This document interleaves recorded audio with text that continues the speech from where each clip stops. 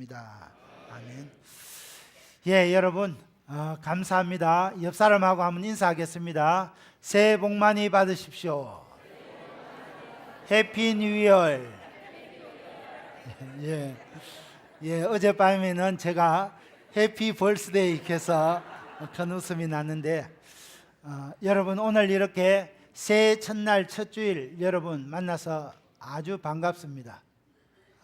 우리 가운데 그런 분들이 없는데 어떤 교회는 가보면 첫날 송구 영신 예배 드린 다음에는 예배 참석하지 안 하고 저 동해 포항 앞바다로 울산 앞바다로 달려가는 그런 분들이 많이 있었습니다.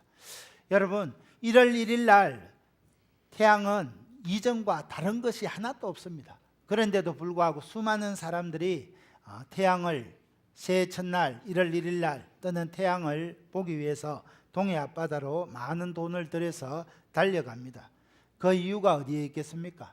아마 떠오르는 해를 바라보면서 소원을 빌든지 아니면 해를 바라보면서 새해 새로운 계획을 세우고자 달려가는 그런 분들이 많을 줄 압니다. 오늘 읽은 이 야고보서 말씀은 특별히 우리 성도들이 한 해를 시작하면서 내 인생을 하나님 앞에 어떻게 계획을 세워야 되고 어떻게 실천해야 되는지 우리에게 가르쳐 줍니다. 여러분 새해가 되었는데 새해 계획을 세웠을 줄 압니다. 하나님 앞에 이렇게 살겠습니다. 이런 것을 올해는 이루고 싶습니다 하는 계획이 있을 줄 압니다. 그러면 하나님의 말씀 성경은 오늘 우리가 인생의 계획을 설계하고 세워갈 때 어떻게 세워가기를 원하고 계시는지 하나씩 살펴보겠습니다. 첫째, 새해 첫 계획은 우리가 하나님 앞에서 내 인생을 계획해야 합니다.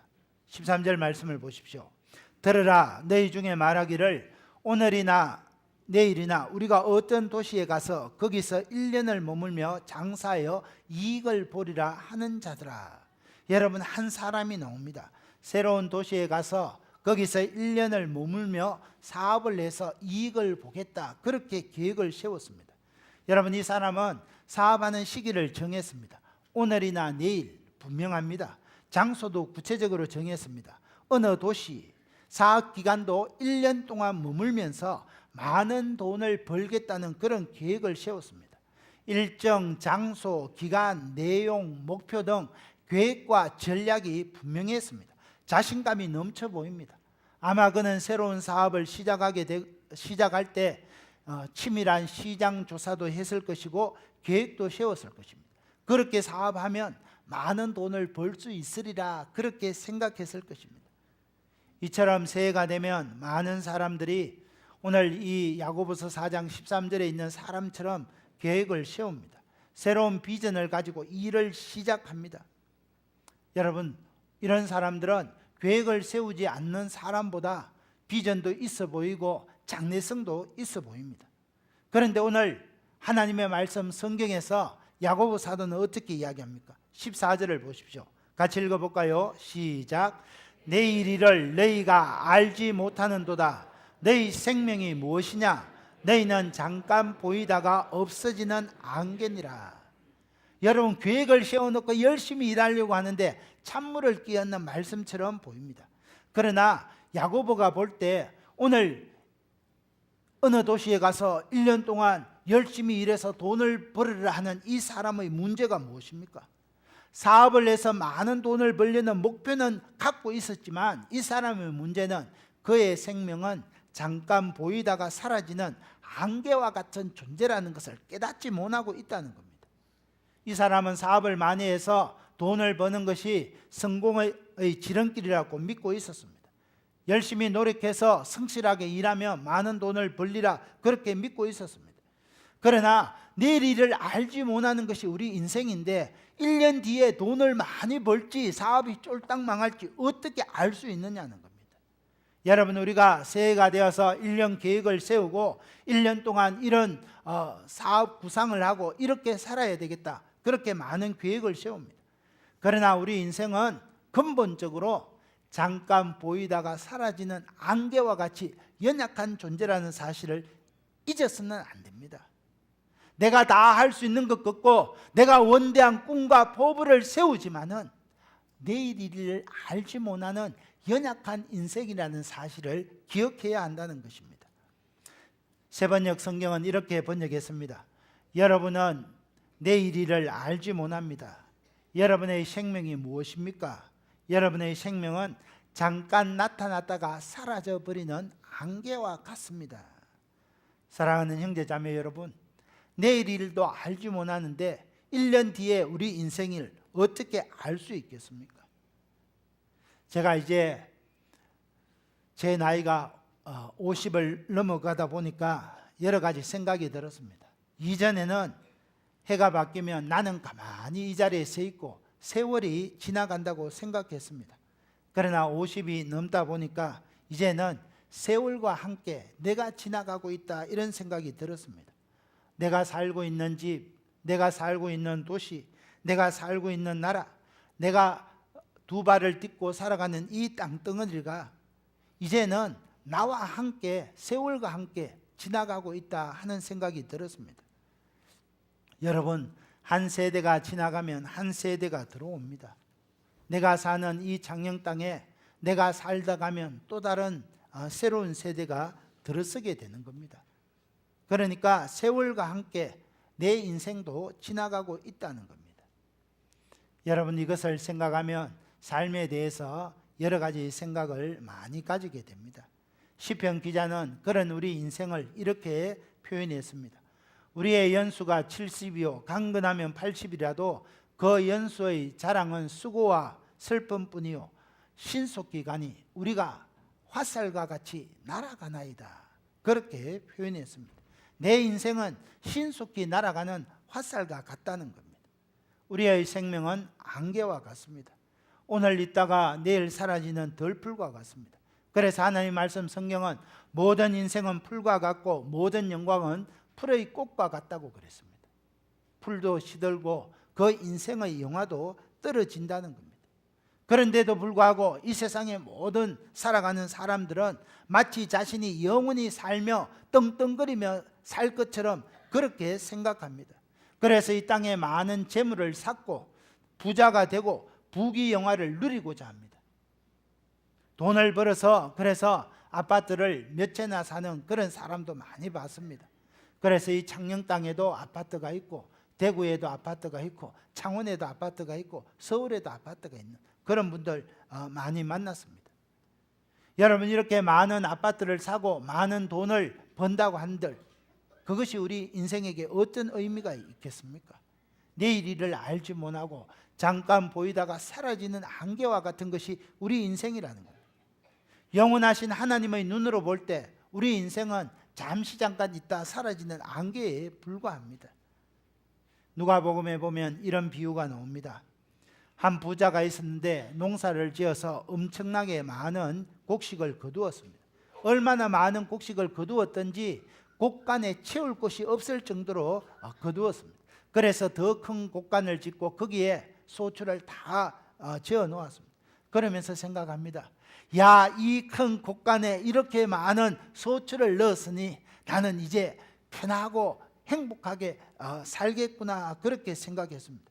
그래서 이야기합니다. 내 영혼에게 이르되 내 영혼아, 여러 해 쓸 물건을 많이 쌓아두었으니 평안히 쉬고 먹고 마시고 즐거워하자. 재물을 쌓아두었으니 재산이 많았으니 행복하리라고 생각합니다.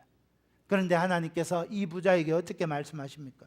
누가복음 12장 20절에 보면 어리석은 자여, 오늘 밤에 내 영혼을 도로 찾으리니 그러면은 내 예비한 것이, 내 쌓아놓은 것이 누구의 것이 되겠느냐? 그날 밤에 그 부자의 생명을 불러갔습니다. 여러분, 예수님께서 이 비유를 말씀하시고자 하는 의도가 어디에 있습니까? 자기를 위하여 재물을 쌓아두고 하나님께 대하여 부요치 못한 자가 이와 같으리라 그랬습니다. 하나님의 영광을 위하여 살지 못하고 자기 자신을 위하여 재물을 쌓아두는 인생의 말로는 이 어리석은 부자와 같다는 겁니다. 수많은 사람들은 자신을 위하여 많은 재물을 쌓아두고 명예를 얻고 돈을 버는 것을 우리는 2017년을 살아가는 우리는 성공이라고 생각합니다. 그래서 새날 덕담이 되면 복 많이 받으세요. 그 다음에 뭡니까? 부자 되세요. 그런 덕담을 많이 합니다. 물론 우리가 돈을 많이 벌어야 됩니다. 부유하게 살아야 됩니다. 그러나 무엇을 위하여 돈을 벌어야 됩니까? 하나님께 부유한 삶을 살기 위하여, 하나님의 영광을 드러나기 위해서, 하나님이 그렇게 생각하는 연약하고 소외된 영혼들을 도와주기 위해서, 그래서 부유한 삶을 살아야 된다. 그래서 돈을 벌고 명예를 얻고 그렇게 하나님 앞에 살아가야 한다는 겁니다. 목적이 분명해야 한다는 겁니다.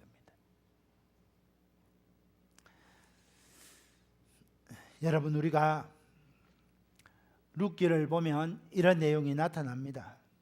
룻기에 베들레헴 땅에 흉년이 들었는데 나오미가 흉년이 들어서 못 살게 되었으니까 이방 땅으로 가서 우리가 살아야 되겠다. 그래서 남편과 자식을 데리고 멀리 이민을 떠납니다. 하나님이 주신 약속의 땅을 떠나서 이방 땅에 가서 살았습니다. 손쉬운 방법으로 이 가뭄의 문제를 해결해 보고자 생각했습니다. 그런데 이 나오미의 계획에는 하나님의 계획이 빠져 있었습니다. 그냥 자기의 힘으로 현실 문제를 해결하고자 계획만 세웠습니다. 그래서 약속의 땅을 떠나서 이방 땅에 거했지만 그녀의 삶이 어떠합니까? 그 이방 땅에서 사랑하는 남편을 잃게 됩니다. 사랑하는 두 아들 말론과 기론도 그 땅에서 다 죽게 됩니다. 결국 다시 빈털터리로 고향 베들레헴으로 돌아오게 되는 겁니다. 사랑하는 형제 자매 여러분, 우리가 현실이 어렵다고 해서 새해가 시작되면서 나의 계획과 나의 생각으로 계획을 세우고 목표를 정하면 이와 같이 결산할 때 빈털터리 인생이 될 수 있다는 겁니다. 이전에는 연말이 되면 슬그머니 교회를 빠져나가는 분들이 종종 있었습니다. 나오미처럼 본문에 나오는 어떤 사람처럼 1년 동안 다른 도시에 가서 열심히 일해서 돈 번 후에 교회로 돌아오겠습니다. 그렇게 하면 떠나는 분이 있습니다. 그러나 그런 분들이 하나님 앞에서 하나님과 함께 그 인생의 계획을 세우지 아니하면 결산할 때 쭉정이가 될 수밖에 없다는 것을 우리는 기억해야 합니다.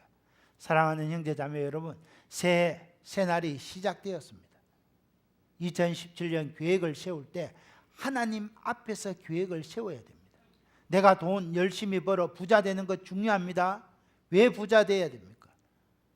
하나님이 기뻐하시는 일을 하기 위해서, 하나님이 사랑하시는 영혼들을 구원하기 위해서, 도와주기 위해서, 그래서 돈을 벌어야 됩니다. 그러면 그 물질이 영원토록 가게 되는 겁니다.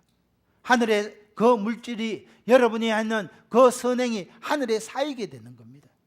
그러나 새해 계획을 세울 때 하나님 앞에서 하나님과 함께 세우지 아니하고 하나님을 빠뜨리고 계획을 세우면 그 인생은 결산할 때 쭉정이가 되고 마이너스가 되고 빈털터리가 될 수 있다는 것입니다.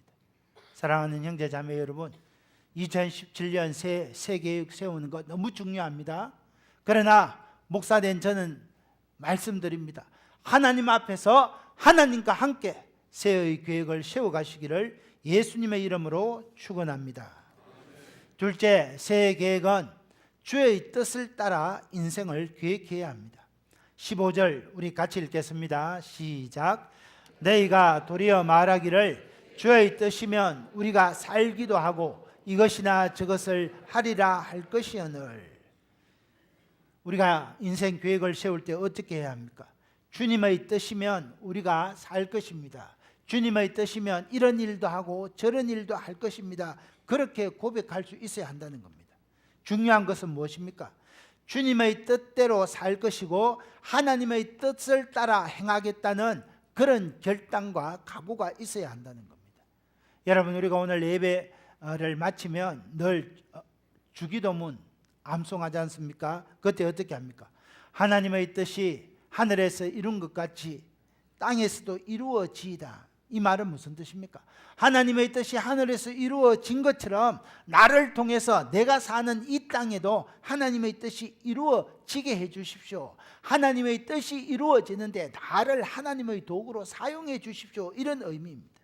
그래서 주의 뜻이면 내가 주의 뜻대로 살게 될 것입니다. 주의 뜻대로 이 일도 하고 저 일도 하게 될 것입니다. 그렇게 계획해야 합니다. 우리 예수님께서 십자가를 지시기 전에 겟세마네 동산에서 땀방울이 핏방울이 되도록 기도하시면서 주님 그렇게 기도했습니다. 내 뜻대로 마옵시고 아버지의 뜻대로 하옵소서. 아버지의 뜻이라면 나를 죽이기도 하시고 살리기도 하여 주실 줄 믿습니다. 그렇게 기도했습니다. 여러분, 우리 그리스도인들에게 있어서는 주님의 뜻을 따라 살기도 하고 죽기도 해야 합니다. 주님의 뜻이 이 일을 행하라 하면 그 일을 행해야 되고 저 일을 행하라 하면 저 일을 행할 수 있는 그런 우리가 각오가 있어야 한다는 겁니다. 돈을 버는 것보다 더 중요한 것이 주님의 뜻을 행하는 것입니다.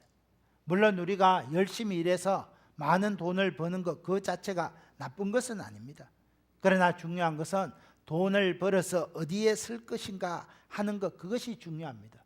어리석은 부자처럼 자기 자신을 위하여 재물을 쌓고 하나님과 상관없는 사람은 아무 의미 없는 인생이 됩니다. 그런 인생은 아무리 많은 재물을 쌓고 아무리 편안히 행복하게 살겠다 할지라도 하나님께서 그 영혼을 불러가시면 그것이 남의 것이 될 수밖에 없다는 겁니다. 그러므로 저와 여러분은 성도된 우리는 하나님의 뜻을 행함으로 하나님께 부유한 자가 되어야 됩니다. 성경은 이야기합니다. 주여 주여 하는 자마다 천국에 들어갈 것이 아니라 하나님의 뜻대로 행하는 자가 천국에 들어간다, 그렇게 말씀하셨습니다. 고린도전서 3장을 읽어보면 나무나 풀이나 집으로 지은 것도 하나님 마지막 심판의 불이 임할 때 다 없어진다 그랬습니다. 그러나 금이나 은이나 보석이나 주의 공력으로 지은 집은 불타지 않고 남아있다 그랬습니다. 하나님의 뜻대로 이 땅에서 주의 나라를 위하여, 주의 몸된 교회를 위하여, 하나님 사랑하시는 영혼을 위하여 수고하고 애쓴 것들은 마지막 날 심판의 날에 사라지지 아니하고 그 공력이 남아있다는 거예요. 그러나 주의 뜻대로 살지 아니하고 내가 계획해서 내 뜻대로 살아왔던, 그렇게 구비했던 물질이나 건강이나 명예나 권력은 다 불타 없어지게 될 것입니다. 하나님의 뜻을 따라 행한 것만 영원히 남습니다.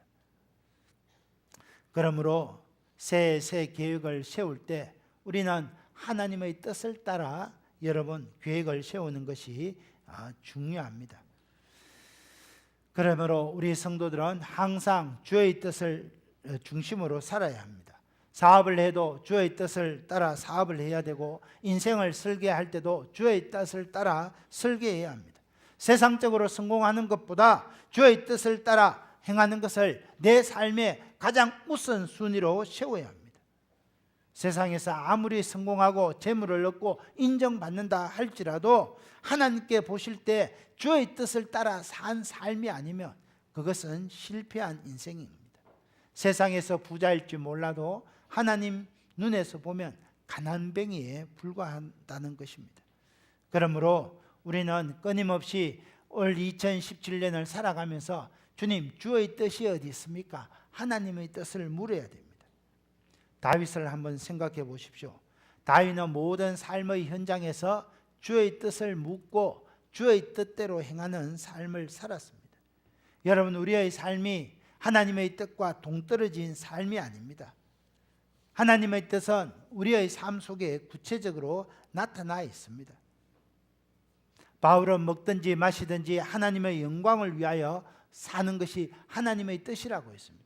내 일생의 삶 가운데 내 평상시의 그런 가정생활이나 직장생활이나 교회생활 속에서 항상 어느 것이 주의 뜻인지 묻고 거기에 순종하는 삶을 살아야 한다는 겁니다. 여러분, 오늘 이렇게 교회 직분자들을 임명했습니다. 하나님께서 임명해서 주의 몸된 교회를 섬기게 하는 것이 주의 뜻입니다.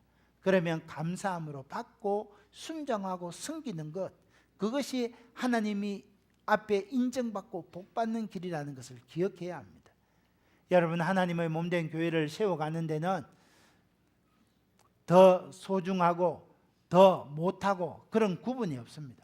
하나님이 보실 때는 이름 없이 빛도 없이 섬기는 그 사역을 더 귀하게 생각할 수도 있다는 겁니다.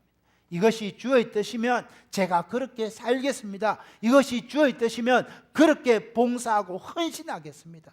그 고백이 있어야 됩니다.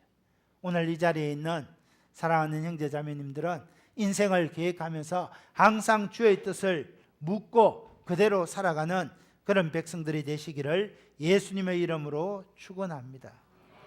그래서 여러분, 이런 찬양이 나왔습니다. 주의 뜻만 따른다면 너를 인도하시리. 너의 일생 물된 동산 향기로 채우시리. 우리 같이 한번 불러볼까요? 시작. 주의 뜻만 따른다면 너를 인도하시리. 너의 일생 물된 동산 향기로 채우시리.